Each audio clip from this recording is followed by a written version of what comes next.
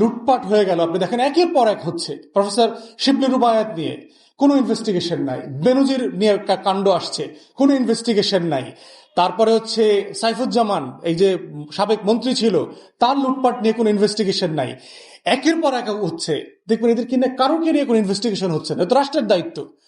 বান্দরবানে ওইখানে আমার কয় টাকা খোয়া গেছে? 50 লাখ, 51 লাখ খোয়া গেছে। আর এখানে তার কত গুণ খোয়া গেছে?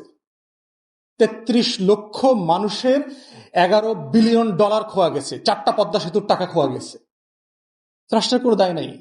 এখন প্রশ্ন হচ্ছে ইনভেস্টিগেশনটা করবে কে? যে কয়জন মানুষ নিঃস্ব হয়ে গেল, কয়জন মানুষ আত্মহত্যা করলো, কয়জন মানুষের, এটা তো কমিশন করতে হবে, পার্লামেন্টারি কমিশন বসবে, ওপেন। এগুলো আমরা দেখেছি ব্রিটিশ পার্লামেন্টে, আমেরিকার কংগ্রেসে ওপেন কংগ্রেশনাল হিয়ারিং হয়।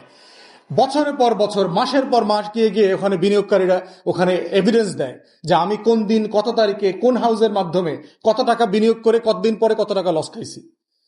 এগুলো বিখ্যাত মামলা আছে, বিখ্যাত প্রেসিডেন্স আছে সারা দুনিয়াতে, কিন্তু ওখানে নাই তো। আমাদের পার্লামেন্টের স্ট্যান্ডিং কমিটি, পার্লামেন্ট যেখানে না, একটা অবৈধ সরকার বসে আছে, দখলদারিত্ব সরকার।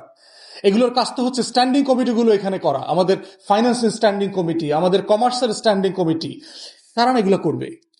তো রাষ্ট্রের যা করণীয়, রাষ্ট্র তো তার কোনো কাজ করছে না। এই জন্য তো আমরা দখলদার রাষ্ট্র বলছি। রাষ্ট্র নাই তো। এই রাষ্ট্রটা তো আওয়ামী লীগ ভেঙে দিয়েছে, তার প্রত্যেকটা কাঠামো ভেঙে দিয়েছে। অতএব এই রাষ্ট্রকে ঠিকঠাক করার দায়িত্ব মানুষকে নিতে হবে। যদি আমরা এই জন্য তার রাষ্ট্রের কাছে কোনো কিছু দাবি করি না, করণীয় কি? করণীয় হচ্ছে আপনাকে আন্দোলন করতে হবে, আপনাকে লড়াই করতে হবে, এই দখলদারদের হাত থেকে রাষ্ট্রকে স্বাধীন করতে হবে। এছাড়া কোনো সমাধান নাই এটার।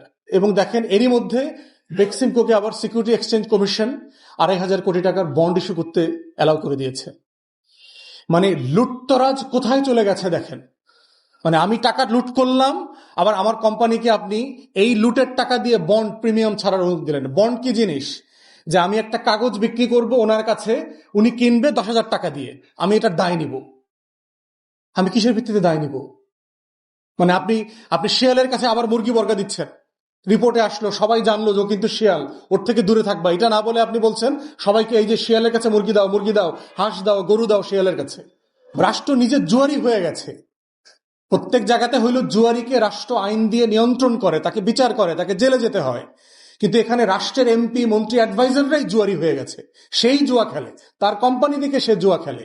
তাহলে বিচার করবে কে? এবং এই সকল জুয়ারিদের ব্যাপারে কোনো কন্টেম্পট হবে না।